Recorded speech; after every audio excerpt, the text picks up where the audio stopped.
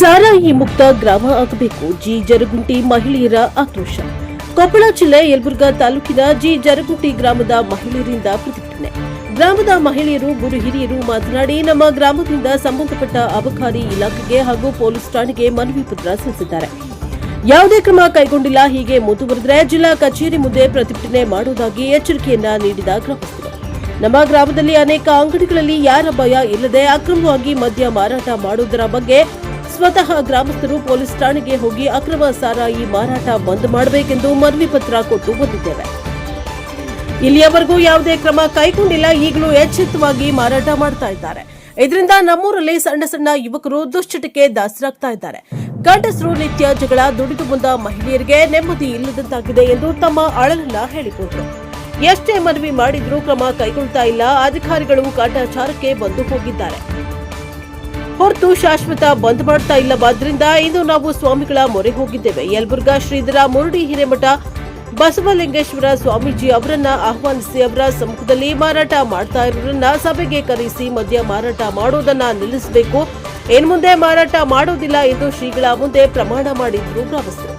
ಈ ಸಭೆಗೆ ಕೆಲವರು ಬಂದಿದ್ದಾರೆ, ಇನ್ನೂ ಕೆಲವರು ಬಂದಿಲ್ಲ ಎಂದ ಗ್ರಾಮಸ್ಥರು. ಈ ಮೊದಲು ಶ್ರೀಗಳು ಮಾತನಾಡಿ, ಗ್ರಾಮದ ಪುರುಷರು ದುಶ್ಚಟಕ್ಕೆ ದಾಸರಾಗಬೇಡಿ, ಅದರಿಂದ ದೂರವಿರಿ. ದಾನ ಧರ್ಮ ಭಕ್ತಿಗೆ ಹೆಸರಾದ ಗ್ರಾಮ ಇದು.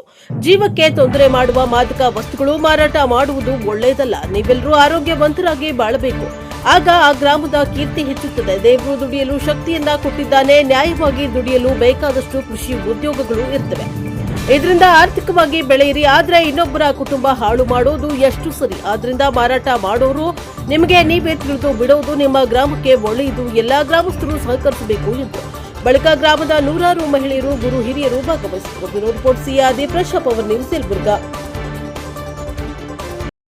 ಮಕ್ಕಳು ಕೊಳ ತಾಳಿಲ್ದನ ಗಂಡ್ರ ಜೊತೆ ಬಳೆ ಮಾಡ್ತಾರ. ಹಿಂಗತೆ ಮತ್ತೆ ಎಲ್ರಿಗೆ ತಂದೆ ತಾಯಿಗೆ ಸಮಸ್ಯೆ ಮಾಡ್ಕೊಂಡ್ ಹೆಂಡ್ರಿಗೆ ಸಮಸ್ಯೆ. ಈ ಸರಿಯಲ್ಲಿದ್ದ ಬಾಳ ಕಿರುಕುಳ ಐತ್ರಿ. ಹಂಗಾಗಿ ಮತ್ ಸರಾಯಿ ನಮ್ಮ ಊರಿಗೆ ಬ್ಯಾಡ ಅಂತ ನಾವ್ ಅಂತೀವಿ ನೋಡ್ರಿ. ಬೇಕಾದ ವ್ಯವಹಾರ ಮಾಡ್ಕೊಂಡ್ ನೋಡ್ರಿ, ಕಿರಾಣಿ ಅಂಗಡಿ ಮಾಡ್ಲಿ, ಹೋಟೆಲ್ ಮಾಡ್ಲಿ, ಬೇಕಾದ ಮಾಡಿ ಜೀವನ ಮಾಡ್ಲಿ. ಆದ್ರೆ ನಮ್ಮ ಊರಿಗೆ ಸರಾಯಿ ಬ್ಯಾಡ್ರಿ. ಈ ಊರಾಗ ಸರಾಯಿ ಮಾಡ್ತಾರ್ರಿ? ಹಾ, ಸರಾಯಿ ಮಾಡ್ತಾರೆ. ಈಗ ಅದು ಬಂದ್ ಆಗ್ಬೇಕಂತ ನಾವು ಬಗ್ಸಕ ಎಲ್ಲೆಲ್ಲಿ ಮಾಡ್ತಾರೆ? ಒಂದ್ 8 ಅಂಗಡಿ ಅದಾವ್ರಿ. ಈಗ ಎಲ್ರಿಗೆ ಬಂದ್ ಮಾಡಿ ಕಿರಾಣಿ ಅಂಗಡಿ, ಚಹಾ ಅಂಗಡಿ, ಹೋಟೆಲ್ನೊಳಗ, ಪಾನ್ ಶಾಪ್ನೊಳಗ ಎಲ್ಲವಲ್ಲಿ ಮಾರ್ತಾರೆ. ಹಂಗಾಗಿ ನಮ್ಮ ಊರಿಗೆ ಸರಾಯಿನ ಬೇಡ. ಇತ್ತ ಸಣ್ಣ ಸಣ್ಣ ಮಕ್ಳು ಮದುವೆ ಆಗಿಲ್ಲ, ಮುಂಜಾನೆ ಆಗಿಲ್ಲ, ಇನ್ನ ಅಂತಾರ ಕುಡಿತಾರ್ರಿ. ಮತ್ ಇದು ಎಲ್ಲ ಹಾಳಲ್ರಿ ಜೀವನ. ಒಬ್ರು ಜೀವನ ಹಾಳಾಗೋದ್ರಿಂದ ಏನ್ ಲಾಭ ಐತ್ರಿ? ಕುಡಿಯೋದು ಮನೆ ರಾತ್ರಿ ಗುಡ್ಡಾಡದ್ರಿ. ಬರೀ ಮಕ್ಳು ಏನು ಮಾಡಲ್ರಿ. ಅವ್ರೇನು ಬರೀ ಎಂಟ್ರು ದುಡಿದು ಅಡ್ಡಾಡದ್ರಿ. ಬರೀ ಅನ್ನ ಮಾಡ್ತಾರ್ರಿ. ನಮ್ಮ ಮಕ್ಳು ಅದರಿ, ಇಬ್ರು ಮಾವನ ಆಡ್ತಾರ್ರಿ, ಮಕ್ಳನ್ನ ಆಡ್ತಾರ್ರಿ. ಅವ್ರ ಹೆಣ್ಮಕ್ಳು ಮನೆ ಜೀವನ ನೋಡ್ತಾರೆ. ಅವ್ರನ್ನ ಬರೀ ಕುಡಿಯೋದು ರಾತ್ರಿ ಆಳ್ತಾರ ಊಟ ಮಾಡಿ ಮಕ್ಕಳಕ್ಕೆ ದಾರಿ ನೋಡಿ.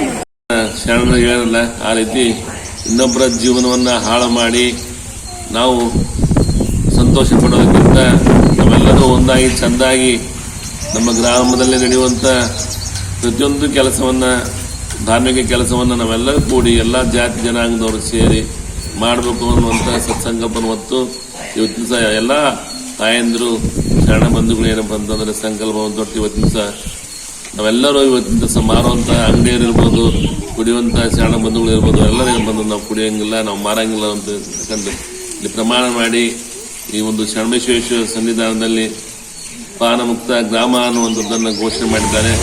ಅದು ನಾವೆಲ್ಲರೂ ಕೂಡ ಸಂತೋಷದಿಂದ ಈ ಒಂದು ಕಾರ್ಯಕ್ರಮವನ್ನು ಯಶಸ್ಸನ್ನು ಮಾಡಲಿಕ್ಕೆ ತಾಯಂದಿರು ಹಾಗೂ ಶರಣ ಬಂಧುಗಳು ಈ ಒಂದು ಕೂಟವನ್ನು ಮಾಡಿದ್ದಾರೆ.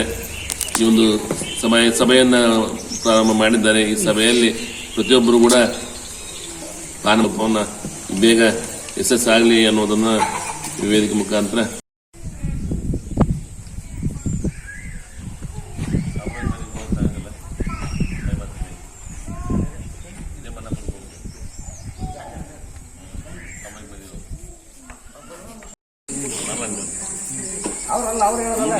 ಬರ್ತಂತ ಅವರಿಗೆ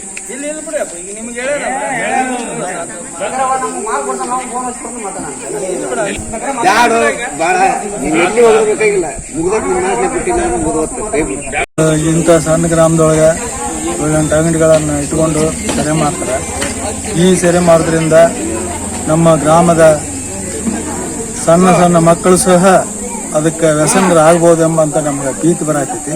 ಅದ್ರ ಸಲುವಾಗಿ ಈ ಮದ್ಯಪಾನ ಮುಕ್ತ ಗ್ರಾಮ ಮಾಡ್ಬೇಕಂತ ಹೇಳಿ ನಮ್ಮ ಹಿರಿಯರು, ನಮ್ಮ ಗ್ರಾಮದ ಹಿರಿಯರು ನಾವು ಎಲ್ಲ ಕೂಡಿಕೊಂಡು ಅದನ್ನ ನಿಬಂಧನೆ ತಂದು ಇವತ್ತಿನ ದಿವಸ ಒಬ್ಬ ಸ್ವಾಮಿಯವ್ರನ್ನ ಕರೆಸಿ ನಾವು ಅದನ್ನ ಶಪಥ ಮಾಡಿಸಿದ್ವಿ. ಇವತ್ತು ಅದು ಏನು ಮುಂದೆ ಅದು ನಿಲ್ತದೋ ಏನು ಮತ್ತೆ ಮುಂದೆ ಸಾಗ್ತದೋ ಅನ್ನೋದು ನಮ್ಮಲ್ಲಿ ಒಂದು ಸ್ವಲ್ಪ ಕಳಕಳಿ ಇದಾಗತೈತಿ.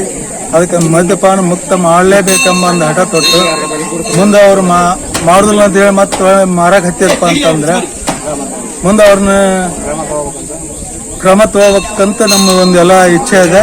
ಆ ರೀತಿ ನಾವು ಮಾಡ್ತೀವಿ. ಯಾವ ಇಲಾಖೆಗೆ ಏನಾರ ತಿಳಿಸಿದ್ರಿ? ಪೊಲೀಸ್ ಡಿಪಾರ್ಟ್ಮೆಂಟ್ ಪೊಲೀಸ್ ಡಿಪಾರ್ಟ್ಮೆಂಟ್ಗೂ ತಿಳಿಸಿವಿ, ಅಬಕಾರಿ ಇಲಾಖೆಗೂ ತಿಳಿಸಿವಿ, ಎಲ್ಲ ಕಡೆ ತಿಳಿಸಿ ಮನವಿ ಲೆಟರ್ ಕಳಿಸಿದ್ರಿ?